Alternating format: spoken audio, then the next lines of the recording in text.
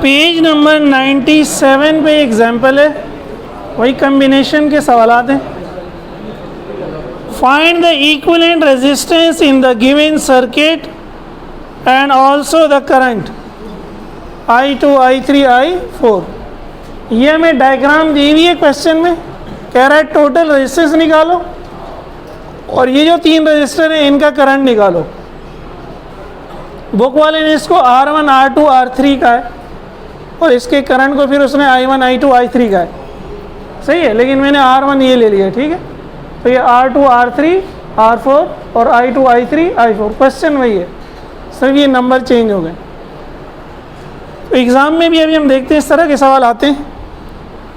सबसे पहले अगर इस सर्किट को देखें तो ये तीनों क्या हैं, पैरेलल में, ठीक है। तो हमने वही किया, टोटल रेजिस्टेंस निकालने के लिए इन तीनों का पैरेलल ले लिया, R2, R3, R4 पैरेलल में अपॉन में लेते हैं, 1/R2 + 1/R3 + 1/R4, ये हो गया। इनका जो टोटल आएगा उसको नाम दे दिया R'। वैल्यूज़ पुट कर दी, 2, 3, 6 का एलसीएम 6, तो 2 3s are 6, 3 1s are 3, 3 2s are 6, 2 1s are 2, 6 1s are 6, 1 1s are 1, तो ये भी 6 हो गया, ये भी 6 हो गया। हमें R चाहिए, उलट दिया, R'/1 हो गया, 6/6, तो यही रहेगा, ये कैंसिल हो गया, क्या बच जाएगा 1। तो आपके पास ये जो B और C के दरमियान तीन रजिस्टर थे, अब एक जुड़ रह गया क्या, R'। जो काम ये तीनों कर रहे हैं वो R' अकेले करेगा। और अब ये सर्किट देखिए, अब ये आसान हो गया, ये वही सीरीज सर्किट बन गया जो हमने कल देखा था।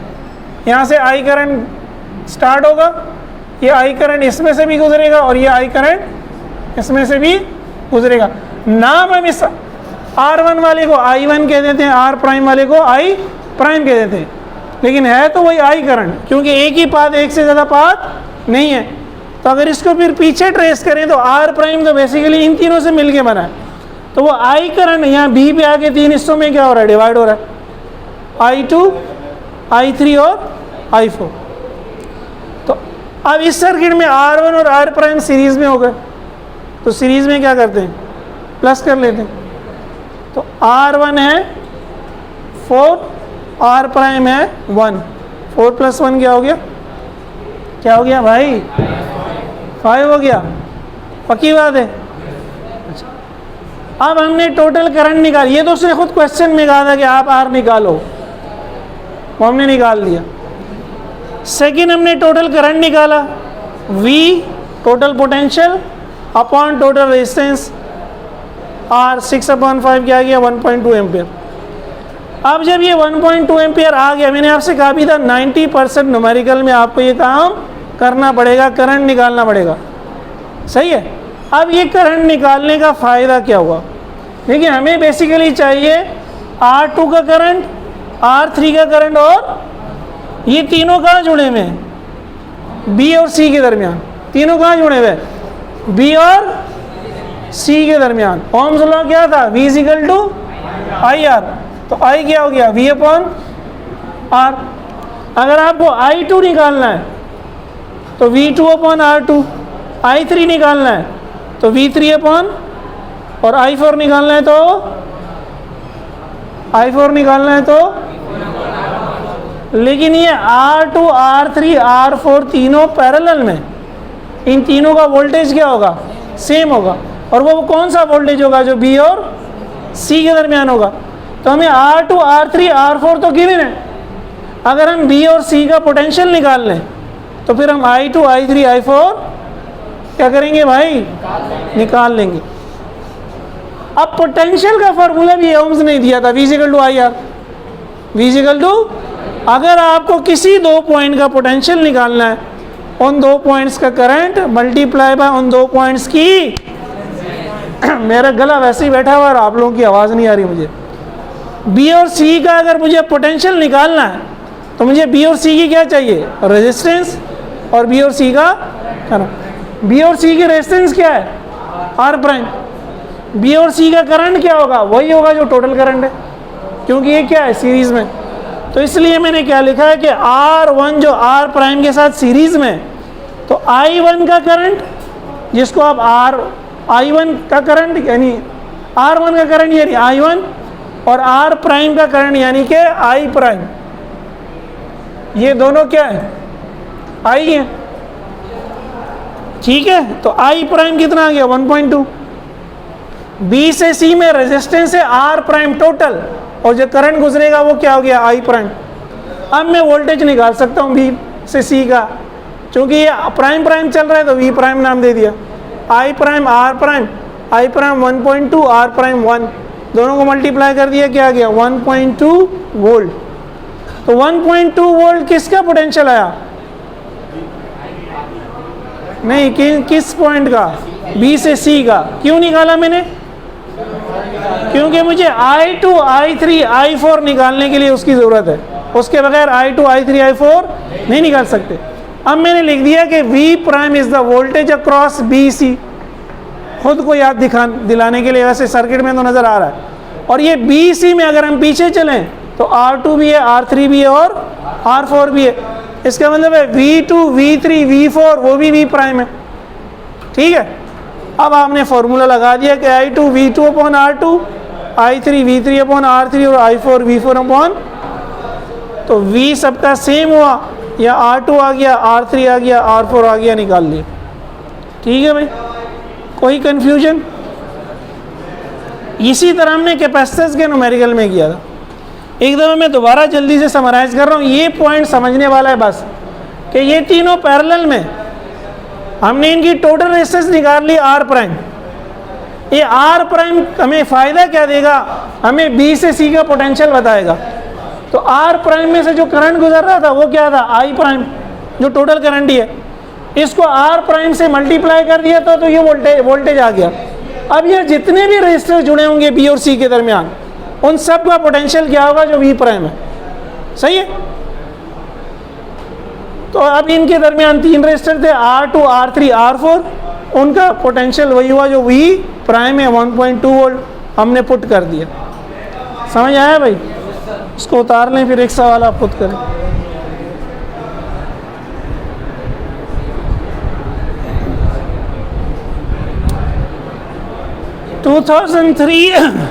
प्री मेडिकल वही क्वेश्चन है। R1 हो गया है 5 ओम, और आपसे कहा है टोटल रेजिस्टेंस निकालो, टोटल करंट निकालो और V1 निकालो, यानी R1 का वोल्टेज। ठीक है, तो सबसे पहले तो वही R2, R3, R4, यही वही पिछले वाला जो है पैरेलल में। तो R प्राइम क्या आ गया? 1 ओम। अब R प्राइम R1 के साथ सीरीज में, ये भी वही है, सिर्फ R1 की वैल्यू चेंज हो गई। 5 + 1 क्या हो गया? 6। तो टोटल करंट हमने निकाल लिया V अपॉन R, वोल्टेज भी 6, R भी 6, 6 अपॉन 6 क्या हो गया? 1 एम्पेयर। अब अगेन R1 और R प्राइम सीरीज में, तो जो टोटल करंट है वो R1 में से भी गुजरेगा, R प्राइम में से भी गुजरेगा, यानी I1 और I प्राइम, ये I है, इसको भी बोल दिया 1 एम्पेयर। अब R1 का निकालना है A से B का, तो एक ही रेजिस्टर है, A से B I1 है, एक ही रेजिस्टर है, तो V1 क्या हुआ? I1 R1, 1 × 5, 5 volt.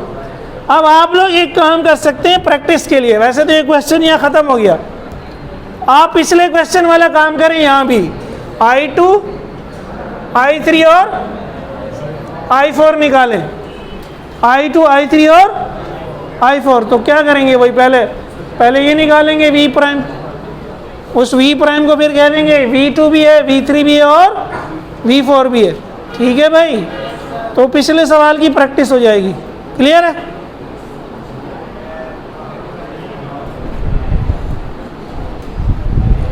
अभी ये क्वेश्चन है, ये आप खुद करें ज़रा।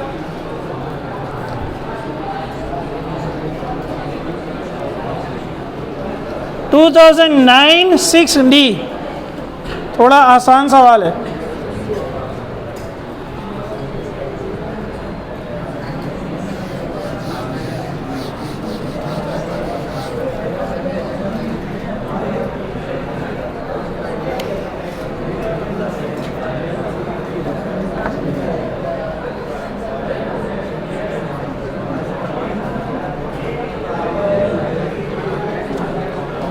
ये क्वेश्चन सारे करें खुद।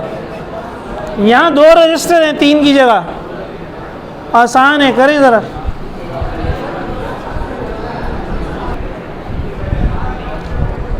ये उसी तरह का न्यूमेरिकल है, थोड़ा उसने हमारा काम आसान कर दिया। 3 रजिस्टर की जगह 2 रजिस्टर हैं पैरेलल में, और क्वेश्चन में उसने कहा R3 का करंट निकालो। किसका करंट निकालो? बल्कि 6 ओम का। ये नाम तो हमने खुद दिए हैं, उसने डायग्राम में लिखा हुआ ये R1 R2 R3, और R3 उसने कहा 6 ओम का है, 6 ओम का करंट निकालना है। तो 6 ओम का करंट क्या होगा? R3 के हिसाब से I3। ठीक है, तो क्यों हंस क्यों रहे? अच्छा नहीं, मैंने कहा कोई ख़ास बात है तो बता दो। तो वही स्टार्ट है। R2 R3 क्या है? क्या है भाई? पैरेलल में, और 2 का पैरेलल हमने डायरेक्ट निकाल सकते हैं। R2 R3 मल्टीप्लाई होगा, नीचे दोनों प्लस हो गए। R2 4 R3 6, 4 multiply by 6, 4 plus 6 24/10 कितना हो गया? 2.4। अब ये वही बन गया। R1 सीरीज में आ गया किसके साथ? R प्राइम के साथ। तो टोटल क्या हो गया? R1 plus R prime, 4 plus 2.4 6.4। ये जो टोटल रेजिस्टेंस है ये हमने क्यों निकाली? क्योंकि ये जो हमें बैटरी का पॉजिटिव और नेगेटिव दिया हुआ है, ये नाम भी अब मैंने खुद दिए हैं, क्योंकि ये एग्जाम्पल नहीं है, प्रॉब्लम है। बैटरी के पॉजिटिव को A का, बैटरी के नेगेटिव को C का, ये B कह दिया। अब पॉजिटिव और नेगेटिव यानी A और C के दरमियान एक रेजिस्टर आ गया R। यही मैं अभी आपको समझा रहा था। अब A से C करंट के लिए मुझे चाहिए होगा A से C का वोल्टेज, वो तो बैटरी का वोल्टेज है, और A से C की रेजिस्टेंस वो आ गई R। अब मैं निकाल सकता हूँ कि A से C का करंट क्या होगा। वो A से C का करंट, टोटल करंट V/R, तो V है 6, R है 6.4, 0.937 आ गया। तो ये A से C जो करंट जाएगा वो है 0.9375, लेकिन एक्चुअल में तो यहाँ तक पहुँचे हम यहाँ से, तब हमें पीछे बैक ट्रैक करना पड़ेगा कि ये R जो है ये तो इन दोनों से निकला था। तो यहाँ से भी वही टोटल करंट, बैटरी वही टोटल करंट इन दोनों को देगी। ये इन दोनों का काम अकेले कर रहा है। इसमें से भी यही करंट गुजरेगा, इसमें से भी यही किया हमने आगे जाके कि R1 और R प्राइम तो सीरीज में, तो बैटरी का टोटल करंट इन दोनों में से भी गुजरेगा। R1 के करंट को अपनी सहूलत के लिए हम नाम क्या दे देते हैं? I1, वरना हम I भी कह सकते हैं। इस तरह R प्राइम के करंट को हम क्या कह देते हैं? I prime. वो एक्चुअल में I है, आप नाम ना दें। यानी मैं इस जो मैंने चीज़ लिखी है V prime is equal to I prime R prime, में I R प्राइम भी कह सकता हूँ, क्योंकि है सेम चीज़। सिर्फ आपको समझाने के लिए ये मैं नाम अलग कर रहा हूँ कि ये I1 है, वो I है, ये I प्राइम है, वो भी क्या है? I है। ठीक है, तो V प्राइम। अब V प्राइम क्या आया? B से C का पोटेंशियल, B से, अब मुझे B से C का पोटेंशियल पता चल गया, ये मैंने लिख दिया है। तो B से C बेसिकली पीछे और चलें, B से C तो ये है। B से C का पोटेंशियल क्या है? वो R2 का भी होगा, वो R3 का भी होगा, इसलिए लिख दिया कि वो V2 भी है और V3 भी है। अगेन मैं इसको V2 V3 की जगह सिर्फ V प्राइम रहने दूँ और यहाँ लिखो V प्राइम अपॉन R3, तो भी काम चल सकता है। ये तो ताकि नोटेशन आपको कंफ्यूज ना करे कि V प्राइम जो है वही V2 है, वही V3 है।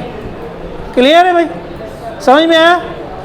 2 पॉइंट, बार बार मैं कह रहा हूँ 2 पॉइंट। R3 B और C के दरमियान है, मुझे I3 चाहिए था, तो R3 तो मालूम था, मुझे B और C का पोटेंशियल निकालना था। वो B और C का पोटेंशियल V प्राइम निकाला मैंने, और V प्राइम निकालने के लिए मैंने I प्राइम निकाला, R प्राइम निकाला, तब क्या निकला? V प्राइम निकला। ठीक है, अच्छा चलिए उतारे। फिर एक क्वेश्चन और है, वो आपका होमवर्क है, देखें आप।